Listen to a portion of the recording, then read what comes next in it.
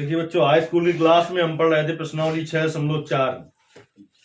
पिछली क्लास में इसके सवाल नंबर 5 तक हल हुए थे। कल का जो सवाल बताया गया था, इस प्रश्नावली का सबसे ज्यादा इंपॉर्टेंट सवाल वही था, मोस्ट इंपॉर्टेंट सवाल। और उसके बाद जो आपका 6वां सवाल है वो भी इंपॉर्टेंट सवाल है। अगर वो मोस्ट इंपॉर्टेंट था तो ये इंपॉर्टेंट सवाल है।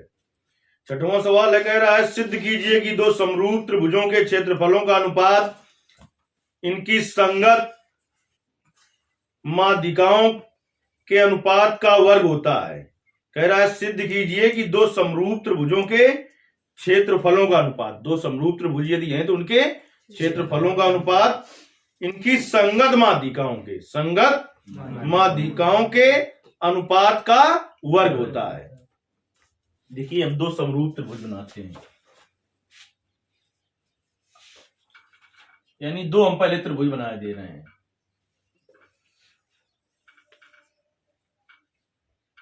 एक त्रिभुज हमने बना दिया है ABC और एक त्रिभुज हमने बना दिया अभी, क्या बना दिया जानते हो? PQR। देखिए अब इसकी माध्यिका भी है तो लंब की तरीके ना दिखाई पड़े, यानी ये लंब नहीं है, ये क्या है? माध्यिका। तो इसे AM अगर कह दें तो इसे हम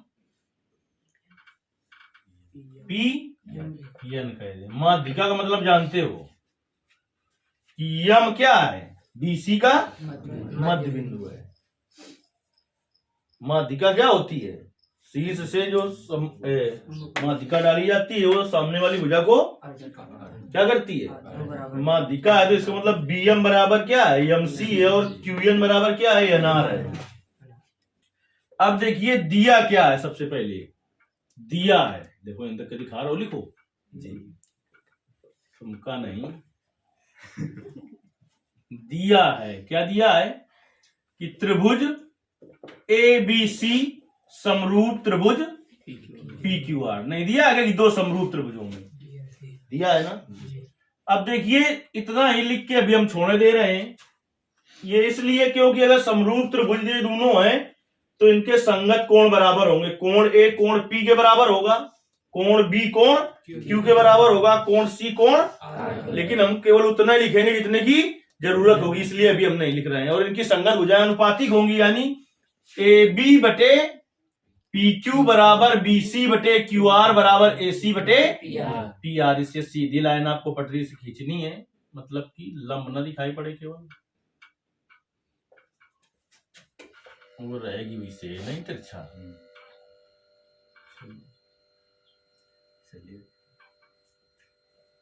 त्रिभुज ABC समरूप त्रिभुज PQR है।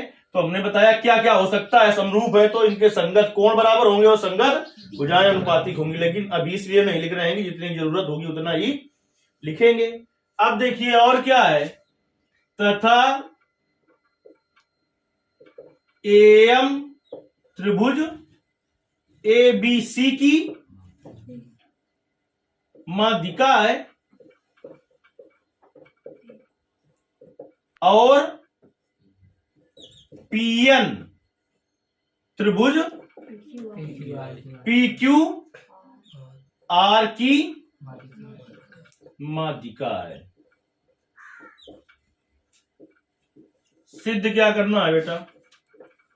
सिद्ध करना है कि एरिया ऑफ ट्रायंगल ABC बटे एरिया ऑफ ट्रायंगल PQR कहता है इनकी संगत माध्यिकाओं के अनुपात के वर्ग के बराबर। यानी आपको सिद्ध करना है AM बटे PN का होल स्क्वायर।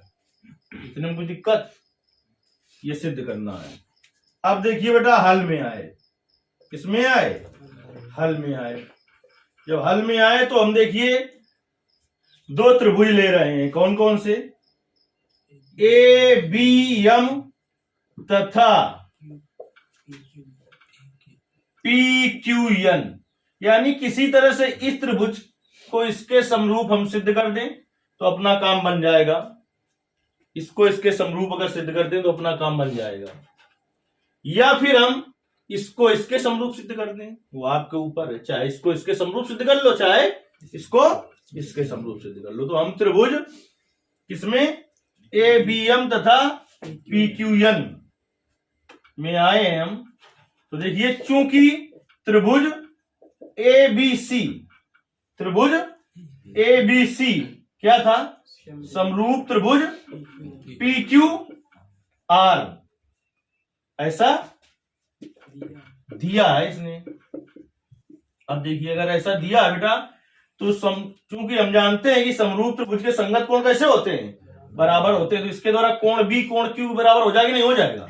लिखेंगे यहां पर, चूंकि हम जानते हैं कि समरूप त्रिभुजों के संगत कोण बराबर होते हैं। यहां पर लाइन नहीं खींचनी है आपको, क्या लिखना है, चूंकि हम जानते हैं कि समरूप त्रिभुजों के संगत कोण बराबर होते हैं तथा संगत भुजाएं भी अनुपातिक होती हैं। संगत कोण बराबर होते हैं और संगत भुजाएं भी अनुपातिक होती हैं। तो कोण B बराबर किसके आ जाएगा, कोण Q के आ जाएगा।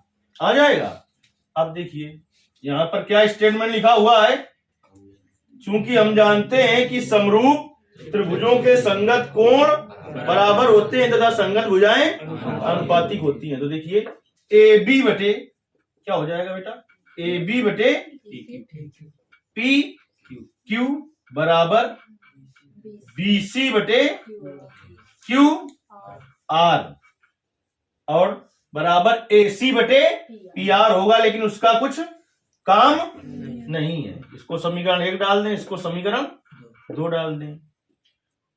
तो देखिए, BC को आप क्या लिख सकते हैं बेटा, BC को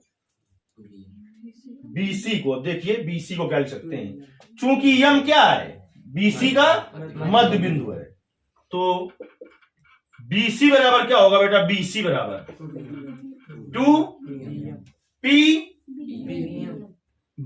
2PBM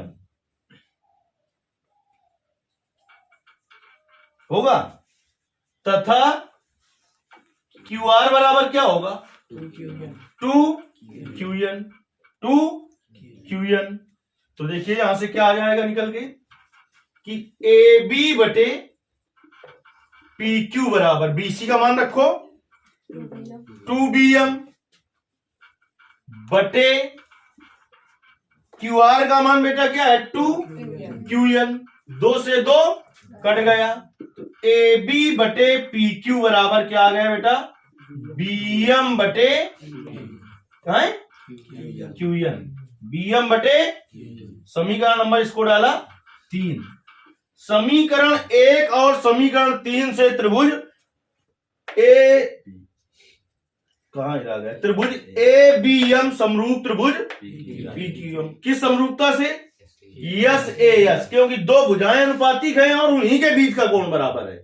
अगर जो दो भुजाएं अनुपातिक हैं और उन्हीं के बीच का कोण बराबर हो तो दोनों त्रिभुज कैसे होते हैं, समरूप होते हैं।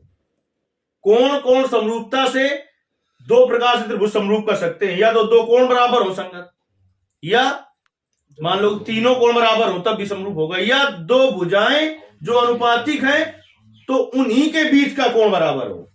जैसे AB और BM, देखिए ऊपर AB और BM भुजा के बीच कौन सा कोण है, B, और PQ और QN के बीच में कौन सा कोण है, Q। तो ये जो भुजाएं अनुपातिक है इन्हीं के बीच का कोण बराबर है ही नहीं। तो समीकरण 1 और समीकरण 3 से त्रिभुज ABM समरूप त्रिभुज PQN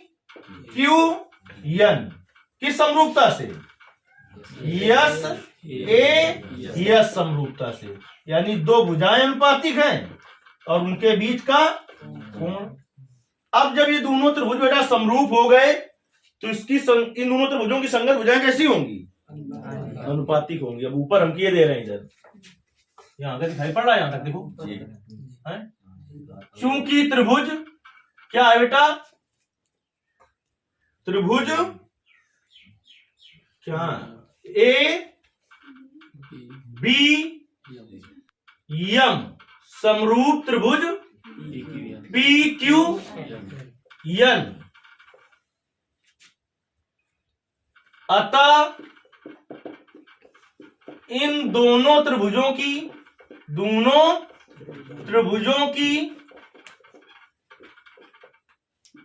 संगत भुजाएं आनुपातिक होंगी। तो इसका मतलब क्या हो जाएगा बेटा, ए बी बटे क्या पी क्यू बराबर बी एम बटे क्यू एन बराबर ए एम बटे पी एन। देखिए इसके संगत भुजा कौन है, ये, इसके संगत भुजा कौन है, ये, और इसके संगत भुजा कौन है, ये। तो ये अनुपातिक होंगी कि नहीं होंगी, हैं? इतनी बात समझ में आई कि नहीं आई, आ गई है। चलिए इसको समीकरण हम चाहें तो डाल दें, कितने डाल चुके हैं, 3 4।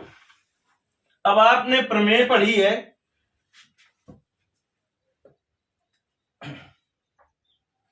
सिद्ध क्या करना है, ये सिद्ध करना है। तो देखिए अब जो हमें थोड़ा पहले कर देना चाहिए, चलिए हम बाद में ही कर देते हैं, कोई दिक्कत नहीं।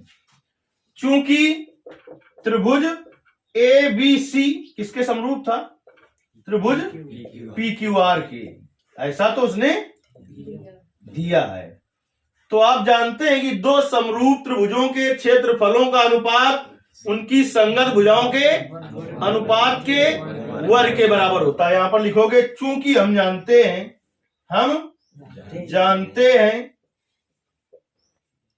कि समरूप त्रिभुजों के क्षेत्रफलों का अनुपात उनकी संगत भुजाओं के अनुपात के वर्ग के बराबर होता है। जहां का दिखाई पड़ रहा है कि नहीं सब। Area of triangle A B C बटे area of triangle P Q R बराबर क्या हो जाएगा, ए बी बटे पी क्यू का होल स्क्वायर बराबर बी सी बटे क्यू आर का होल स्क्वायर बराबर ए सी बटे पी आर का होल स्क्वायर। ये होगा कि नहीं होगा, हो जाएगा ना। चलिए लेकिन हम एक भी भुजा दिखा दें तो उससे भी काम चल जाएगा। संगत भुजाओं के अनुपात के वर्ग के बराबर होता है, तो एक युग्म ले लिया हमने, एक जोड़ा। अब ए बी बटे पी क्यू का मान समीकरण 4 से क्या हो सकता है, समीकरण 4 से देखिए ए बी बटे पी क्यू बराबर क्या होगा, तीनों बराबर है ये।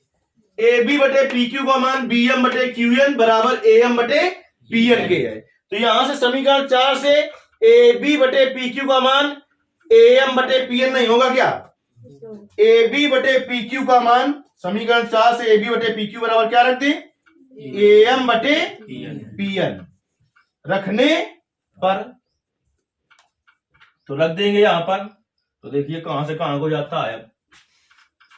अब क्या हो जाएगा, area of triangle A B C बटे area of triangle P Q R बराबर ए बी बटे पी क्यू का मान क्या है, ए एम बटे पी एन। तो ए एम और पी एम क्या थी, इसकी माध्यिकाएं।